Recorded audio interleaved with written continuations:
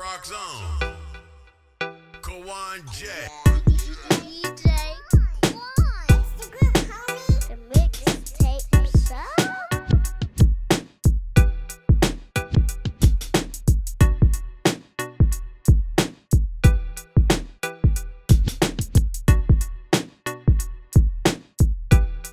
The mixtape show. I'm ready when you will. All right, ladies and gentlemen, welcome back to the Mixtape Show. It is time for the Artist of the Week interview, man. And this week, checking in, we don't get too many legends here on the show all the time like we used to, but because you know, everybody's busy. The times have changed a little bit, but whenever we do get a legend, man, we definitely like to roll out the red carpet and bring him in and chop it up and catch it up with him, man, because they the ones who paved the way, man. Checking in this week, we got a brother that goes by the name of Big V. And if you guys are familiar with the Nappy Roots brand, you know who this brother is, man. So we're going to talk about that. We're going to talk about what he got going on now. And first and foremost, brother, man, welcome to the show, brother. And how you, man? How you been doing, brother? Man, steady, Eddie, man. Slow motion is still motion. Still motion. What's man. happening with you? I'm- K1. I'm good, brother. I'm good. Right, chilling, man. Yeah, man. So I'm gonna give you a little bit of background about me, man. I'm naturally a up north kind of guy. I grew up in Queens, New York. Family bloodline is from the South. South Carolina and Dallas, Texas is where the down south family members are, right? So back in the day, I was a heavy New York hip hop kind of guy, right? If it wasn't for New York hip hop, I was ignorant. That was me. I'm young. I'm admitting to that, right? So Now, check this out, though. What you saying there? Mm-hmm. I grew up watching New York hip hop. Yeah. Cleaned up till I was in high school. Yeah. Like, So everything they played on BET. yeah, that's right. But we're gonna talk about when the eyes opened up a little bit, right? For me, when Nappy Roots came through and the catalog was coming through, brother. Nappy Roots, Goody Mob, you know what I'm saying? That whole Atlanta sound opened up to me where I was like, you know what? These cats are just like us. They like our country cousins, right? We all talking about the same thing, you know what I'm saying? Except we got buildings, they got country, but we all talking about the same thing, right? We all got soul in our music. We all got some stories to tell. And so when I was getting familiar with your guys' catalog coming up, brother, I was just like, wow, you know what I'm saying? This definitely reminds me of grandmoms and them as far as their stories, but I'm hearing it from y'all now in the rhyming pattern, and it was dope, man. So I just wanted to say that you guys, the Nappy Roots sound and the Southern sound definitely opened up my mind to hip hop a little bit more, you know what I'm saying, where I was more open minded, man. So I want to say thank you to you for me as a coming up and coming artist at the time, and as a fan of the hip hop, that artists like yourselves help open up a lot more doors and help open up my mind a little bit more as far as the music and how to receive it, man. For sure. Yeah. And right on, man. And glad to be a part of that evolution in your life now that hip-hop is 50 years old and it has great happened. Yeah. So let me ask you this. I know you were saying a little bit earlier, like you grew up, listening to the New York hip hop and stuff like that. But what was you listening to, man, outside of just the hip hop things? What's some of the sounds that you remember grow up in the house? What was your soundtrack within the house? I grew up in segregation. Mm. My mama was soul gospel. She sang in a group, so it was repass chicken and yellow cake most of my life, Uh-huh. And then she married a man when I was 10 years old, and he had country music. Mm. We talking Kenny Rogers, Allen in the Stream, that kind of black man. Yeah. Come from a farm. Mm-hmm. And so it was Motown in one end, Bobby Jones, and then the sound in my street was Marvin Gaye, Barry White, Joe Simon, Tina Turner, Michael Jackson, and Prince was my big impact. Before hip hop. And then my stepfather, he was Don Williams and Kenny Rogers and Kevin Anderson, just swinging, records like that. Yeah. So when I ran into hip hop watching Crush Group, it was a little different. The first time I seen Run, at odds with his brother, and he needed his point across. And they was at that stage, and there's been a whole lot of talent on this stage here tonight. But I want y'all to know one thing, you know. And then that's when I was like, I was hooked. Yeah. From that point on. So watching, you know, Houdini's, Curious One with Love Gonna Get You. Big Daddy Kane, we did Eyebrows in '87. Yeah. You know, and Bismarck, my sister. I had sisters older than me. So, you know, your sisters in music. And, you know, you listen to what the girls like. And so I learned to put that together with what was going on. And so definitely Bobby Jones, my mom, Sam Cooke, Al Green, and the trumpets, Kenny Rogers, and then, you know, and I got to seeing, you know, East Coast music for a long time until I was in my freshman year. I had a girlfriend from St. Louis. Okay, all right. And she brought me this thing, what is it, 1990. We was hanging out. And then, you know, all the way to 93, my junior year, she brought this to me, 8-ball MJG. Nice, yeah. Yeah, she said, this big nigga sound just like you. Yeah. And he mean this shit. And, you know, so became an 8-ball fan after that.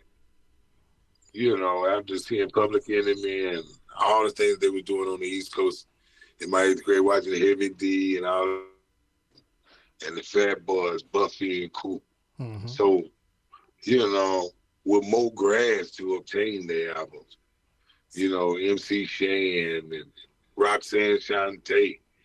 And I was with Big Daddy Kane that night in Tabernacle when Jam Master Jay was slain. We were together that night. Okay, all right. Yeah, so running into them and Digital Underground. So, yeah, just a fan of hip-hop like you, probably. Absolutely. When did it hit you, man? When did you realize, like, I want to contribute to this somehow? I want to write. I want to do, you know, what was it, the thing that really got you? Yeah, I heard 8-ball MJG. I didn't want to be nothing there. Yeah. You know, and it was actually out of the rap. It wasn't no, you know, you remember hip-hop went down south with the Ghetto Boys, and then they went Fifth Ward Boys and Gangsta Nip, and it got really different. And then something about this big dude that ate patty melts and candy cane and hoes and switching up blunts. And in the parking lots, you know, he was describing the world that we were going to. Absolutely. In Space Age 50, you know. Yeah. And then seeing Outkast and them Kangos and them balls, you know, and them baseball jerseys. And Freaknik was happening then. Yeah. We class of 94 and Above the Rim was out. You know, it was, you know. Yeah, it was timing, right? That timing was just right for you. Yeah, man, Fallen Dim and CeeLo, I don't recall ever graduating at all. Yeah. Sometimes I feel like, so Fallen Good and Mob and Outkast. Yeah. You know, so Master P had the game sold up. Yeah. And I was a weed man before that. Yeah. And you know what's crazy too is a lot of people kind of forget on a grand scale, but I know you probably don't. But a lot of people forget about parental advisory before Outkast dropped. You know, people forget about PA. Craig Love. Yeah. Nights at 112. Yeah. Big Reese. Yes, sir. People forget about PA. PA kind of opened up that LaFace record store. You know what I'm saying? And they don't get enough love. Them. Club Jaguar. Club 112. Yes, shout out to PA. Yeah, man. Yeah. Like we were following that. Yeah. DJ Work Studios in 99. Following that. See, the New York boy got a little, he does his homework, man. I remember this stuff. You know what it is, man. You know what it is. I remember this stuff because I remember buying the albums and buying the tapes and all that. It was mesmerized, man. And my partner put me on too. I had a partner here in Texas, Donald Haynes. What's up, brother? I know you live in Houston now. He put me on to UGK, man, and Because I was a big, you know, me being from New York, Queens, I was a big Mobb Deep fan. So he used to be like, yo, I got a group that's kind of like the southern version of that with the MC and the producer, Bun and Pimp. They call UGK, right? And he gave me that first album that and I was just like, yo, who are these guys? You know what I'm saying? And I just remember hearing like how Pimp did the production. It was real soulful and all that. Always a fan of them. Yeah, man. He used to be like, yo, this is like our version of what your Mobb Deep would be. He was like, you got the MC, you got the producer. Both of them to me is VSOP Remy. Mm-hmm. You know, when we talk, if rap was, you know, if rap was basketball, we talking Splash Brothers. Yes, absolutely. Absolutely. Both of them, you know, so yeah. Yeah, Pump. Shout out to that. Yeah, and I got a chance to meet Alchemist. I sat with him, and I met P and them. We in Puerto Rico at a DJ's convention. And so, yeah, shout out to Mobb Deep. Yeah. Shout out to Alchemist. Alchemist killing them. Alchemist still out there active, real active too, man. Shout out to Alchemist, man. One of my favorite producers out there, man. So tell me about you, man. When was your moment as an artist when you was out there and the people were singing back, man? You was performing and the folks were singing back, and that was kind of like outside of your city. Tell me about that moment that you can remember. Was Spring Bling. Okay, all right. Worked the record for about 6 months, and the buildings fell, and Jay-Z dropped Blueprint. They pushed our album back to February. And, you know, it's Spring Bling. We're in Florida. It's jumping. That church organ come on, nigga.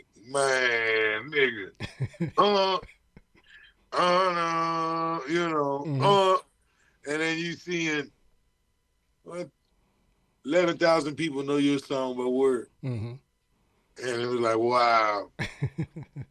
And then, you know, and really turning up with them and fucking with them. Yeah. And then to go to the Voodoo Fest with Slum 41 and No Doubt, and, you know, and on those stages. And I guess getting voted by the soldiers who they most wanted to be entertained by. Nappy Roots finished second next to Jay-Z, so we in Iraq. And this is 03, you know, we in Iran and Kuwait and Doha. So, and, you know, and over there with the soldiers when they first went over and to bring them entertainment. Yeah. And, and they knew, you know, I didn't know there was that many Southern soldiers. Yeah, literally didn't know, like B said, hip-hop would take you that far, right? Yeah, man. Going over the pyramids in double-decker planes like the Soul Plane, you know, in the cockpit, shooting dice and shit, you know, having a good time. And cutting up, you know, meeting people you wouldn't run into. And that with Deuce Staley and Kid Rock, you know, we cutting up. So, yeah, just going around the Rome, Sicily, Venice, off of, oh, no, hell no, boy. Y'all done never done it. And to watch Outkast get booed for being the best that year. Yeah. And they had to walk down the same lanes they had to. Those people that booed them still had jobs and would see us and, what's up, dog? How y'all doing? You know, like, nigga, we get it. Yeah. You know, and it was okay. Yeah. And that was a pivotal moment. That was a pivotal moment, though, right, for the culture overall, man, because it sparked that. To this day, we still see that unity in Atlanta with the artists and stuff like that. It kind of brought one coast together, and it exposed another coast. I always say New York got exposed that night because we always was like, if you ain't from New York, you're not dope. But it changed, man. It flipped. It flipped the switch in Dre. It flipped the switch in Big Boy. It flipped the switch in the whole Southern Sound, Goody Mob, you guys. And we still trying to hold it back. You know what I'm saying? Y'all done stormed the Alamo. It's over with now. You know what I'm saying? I just think the lines are blurred. Yeah. Like, if you think, like, I take for instance, if Nappy Roots was from New York, had that kind of publication, and we were the first. There was no radio station yet. We didn't know it was that kind of competition. And people and sharks in the water. This was just pure D. Like when I met Andre Harrell, he was like, how'd you get here? Who produced the records? Mm-hmm. And I was telling him, he was like, boy, damn. Mm-hmm. Well, y'all gonna be here forever. How you eating? Yeah. You know, and this was on the Sprite Liquid mix tour. Mm-hmm. And we was doing Monster Jams, our first album. You know, and it was like, man, who produced this shit? I was like, Nelly Split the Sea. Mm-hmm. And then, you know, Atlanta got on the plane and was four hours off road Mm-hmm. and went to Kentucky and got this porch music. Mm-hmm. You know, and that's what it was. Hip hop went to the country. We gave Absolutely, man. her a slow car and an attitude. Yeah. And a blunt, took her to an alley. You know what I mean? And shook her and gave her weight, made her bounce her butt. There you go. Yeah, you know what I mean? Yeah, man. Promo tours, man. That's back then. That was like the move, right? That was the way to get the record out there. Grassroots. Yeah, man. That's how the organic following started, right? Tell me important, because like I said, a lot of artists now don't get to experience that now. It's just put the music out and kind of navigate it through the social media. But the promo tour, tell people how important that was as an artist, as a new up and coming artist, or as a new artist. You test marketing records and all that stuff. This right here would cost us about $1,200 in gas money. Mm-hmm. Lord forbid if you ain't feeling good. Mm-hmm. You know what I mean? In my day, wherever you at, that'd been gas money, and hopefully your life wasn't lifing to a point that we couldn't get this done. and like what this means now for us to be able to do this and set up as man. Man. Yeah. So, like, man, to come back representing working class and to now get downloaded illegally 11 million times by Napster. Now, not to get the money dressed, okay? But we got to experience that 11 million people fool with us, that identity. So now, just all I did was created a QR code where you scan with your phone, and I put it on cannabis products and got my own dispensary and studio. So I've just been putting out albums, and $20 from 5,000 people. 5,000 people give you $20 to get out of their face. Absolutely. So that's at least 100, right? Now, what if you like the cannabis product? You dig? Yeah. So that's what I've been doing. You know, you I had to lead a group to raise kids, man. Yeah. That's what I've been up to. Yeah, but that's dope, man. I'm a huge fan. I'm still a huge, because we come from that era of supporting artists directly, right? So I'm a huge fan of that. And you got to find ways to do it, right? So some people still collect the CDs. Some people still do the vinyl and stuff. And now you got the like you said, the QR codes, the tap stuff where you can put your music on and all that. You know, but you still got to do that original thing. You still got to put it in front of people and say, hey, this is me. This is my project. If you love dope music, you ain't gonna be disappointed. Boom. You know what I'm saying? Now that's the advantage we have in our generation, because we used to that. You could take away social media and we still can go out there and find the spots to sling the music. You know what I mean? Make it funky enough where they smell it. Good dope sell itself. Absolutely. You know, that's what it is. Yeah. So you ain't gonna you're not gonna never not eat off your music. You know what I'm saying? So No, I love that, brother. Just a different way. Just a different way, man. That's why I tell the artists I mentor. I'm like, yo, I know what everybody else is doing, but you can never take away that interpersonal experience with the customer. You know what I'm saying? You got to go up to them and let them know, yo, you want this in your collection. Trust me. Here, I'll play a couple joints for you right now so you can hear it. You know, that type of stuff. Like, give them more than what it is. You know? And that's what this 5 mic mix CD street album, that's what that represent. Okay. When you know where I come, if we call it 5 mics, you know what that's got to be, right? That's that heat.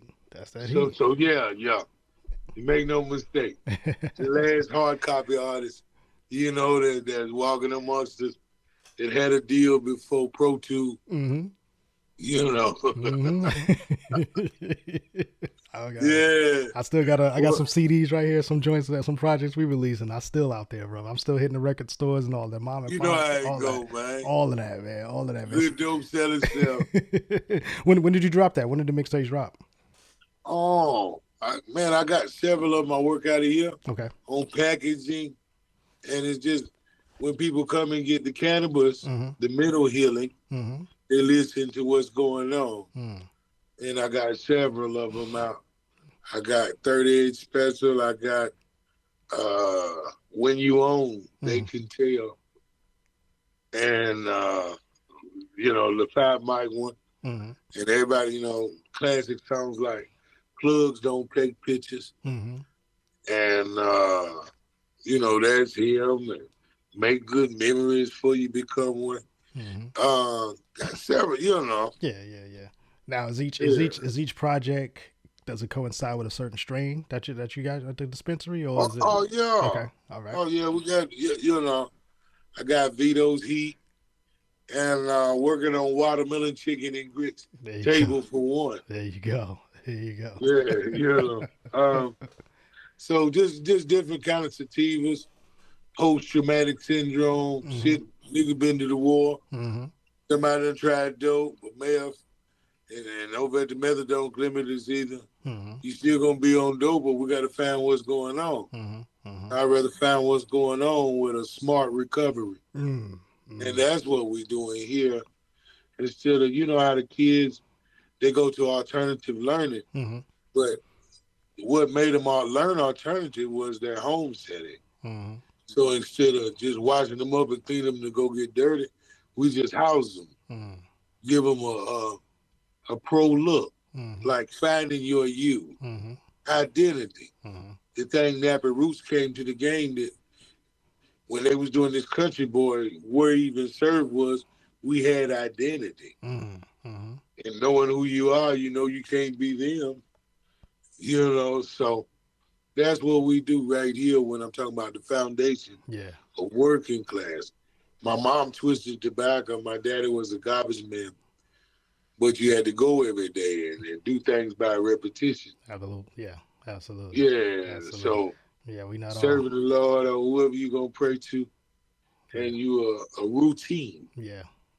I know it, man. My pops, man, God bless his soul. He, I've always known him to work at least 2 jobs. He's always had 2 jobs in his life. And, he told me he's had his first job at 13, you know what I'm saying? And he worked every day, at least 2 jobs from that point until he retired, early retirement, and got sick and passed. But he was the work ethic guy. He's the one who taught me, it's all about taking care of you, because that's all he knew. That's all he knew, you know what I'm saying? And then that's all I know. And then I swept out the barn. Yeah. My video shooting it all now. The man said he was paying $300. Somebody who sweep the barn. I yanked the $300 out of his head. Yeah. And said, shit, grab hold of that. And I was talking to Skinny, and we cleaned the barn. He said, man, usually the talent don't clean the barn. I said, this do. You pay it. I'll be in front of the camera in a minute. I get, Yeah, money is money, right? So, yeah, that was that. That's me, man. I got the work ethic for him, and Mom's kind of taught me a little bit about the finesse of it, and, take a little time for yourself here and there to take a vacation and all that. So it's just something good about when you actually work a hard day's work, you know what I'm saying? You feel a little bit better about yourself. Self-care. Absolutely, man. And the foundation is dope, man. I was reading up on it and what you guys do, and you kind of talked about it a little bit too, man. What made you want to do that, man? What made you kind of want to start that? Was it something just life experiences that made you say, hey, man, when I get in a space where I can do that, this is what I'm gonna do? Or No, I was in no space to do that. My kid's mother left the kids at my mother's house. And didn't look back as an adult. So I had to leave music and become a full custodial parent. And, PTA meetings, period paper. Yeah. He missed here, Yeah. And real hands-on Black Miss Doubtfire, real ad, Robin Harris with some biracial kids, basically. And, should have never married that white woman. Those kind of shit. Yeah. And so you teach an identity. and you just doing so much fathering, and there was so less father where I was at. So it was like, okay, the school say you can't get it here, but you wasn't meant for that anyway. So you're going to be working class. Yeah. Now, here's what they make. You bullshitting. Yeah, you wanted that new used car with the rims on it, and the old girl that didn't want to do it, you know, she done had a drug habit now and one kid living over at the Westcott. You know, and show them the realistic of you more than who you claim to be, and show them the statistic of people who ride the school bus and what they're likely to be into, and people who get free lunch, and people who can't read at a third grade level in third grade, and what their fate is. Yeah. And we put it on a rap beat. You know, you remember rap real quick, right? And they got the easiest mind, so we catch you up really quick with that. And then we come over and give you a taste of some vegetables. You dig? So whatever you trying to teach them in education, I put it to a rap song and one of them good beats. And you know. Yeah. Nice, okay. Man. Yeah. Okay. And then now come here, let me show you why life is life. It's about a credit score and who you are behind people's back. Absolutely. Well, congratulations on that, brother. Congratulations, and I commend you for that, man. I know it's tough to sure, it's tough to organize your own kids, so let alone, you know, working with other kids. I know that could be a task, but it sounds like that you really enjoy it, and that's one of your callings out there. So that's dope, brother. That's dope. And I get that dad thing. Boy, my kids, me and wife, she got them on everything. So we splitting time all the time, where it's like you go pick her up in pre-K and you go pick him up in fourth grade. Oh yeah, forget your lover. You ain't got no time for that. Yeah, honor society stuff. Yeah, shit. Had them church folks pray for you. Yeah, my son is like in honor society stuff. He's in chess club, like he's in all kind of stuff. And I gotta get him good going. Shit. Yeah, like, keep him busy. Yeah, shit. And my you daughter gotta be part of the mover and shaker. Absolutely. And you be reading books or watching TV about them. Absolutely. Which one you gonna be? Absolutely, man. Dope. Dope, man. So how about this, man? Tell everybody on what's the best social media we can follow you, or the website, so we can keep up with realnigga.com. No, check this out. I'm at Vito's Dispensary, man. A big V of Nappy Roots at Twitter, and IG. All that stuff. Big V of Nappy Roots. Vito Tisdale on Facebook. In real life, I'm the man. And online, I'm a star. And just doing what I do, man. And creating working class vibes. It's still that porch music. You still like it, Outkast, the UGK, Nappy Rooted, 8-Ball MJG, 8-Ball MJG, UGK is, you need to tune in. It's the last kind of it. Absolutely. Absolutely. What I've been hearing lately. That music is the last generation of belt to ass music. You know what I'm saying? yeah. You know what it is. And as far as the dispensary, where's that at? Where can it's in Bowling Green, Kentucky. Okay.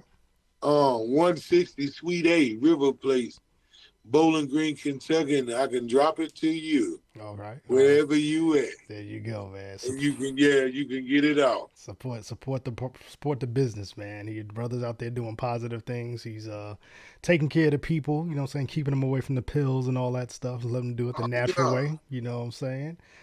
Doing stuff for the kids. Definitely shout out, damn it, Fleet DJ. I want to shout out to and Chill and Maverick Distribution. They giving 90-10. There you go. You understand? You understand your worth. 90-10. There you go. All you got to do is be worth distributing. There you go. That sounds like a beautiful partnership right there. Oh yeah. Yeah, man. Important. I appreciate that, man. Your platform. Absolutely, brother. And then we definitely gonna peep the projects. You know what I'm saying? I'm assuming you're on the streaming too. We can look you up on streaming and everything. Yeah, man. A new single is "I Don't Get Mad, I Get Money." Okay. And then what they running with on the mainstream is "I'm gonna shoot my jumper." There you go. And if I miss, rebound. There we go, brother. You know. Well, we're gonna definitely spin those here in the show, man. I got the radio station, I got the actual show, so we'll spin it on there. I'll pass it along to my DJ brothers too. If you ain't already talked to them, because I know you probably done been worked through the network. So we definitely appreciate you, brother. And when something new come through, man, just have the brothers reach out to us, man, and we'll come on back and let's talk about it again. All right? Let's do some day parties and shit. Now I'll get with you. Let's do it. I got the turntables right here waiting, baby. Man, don't you say that. Man, have a great night, bro. All right, so you too, brother. We'll talk again soon, all right? One. All right.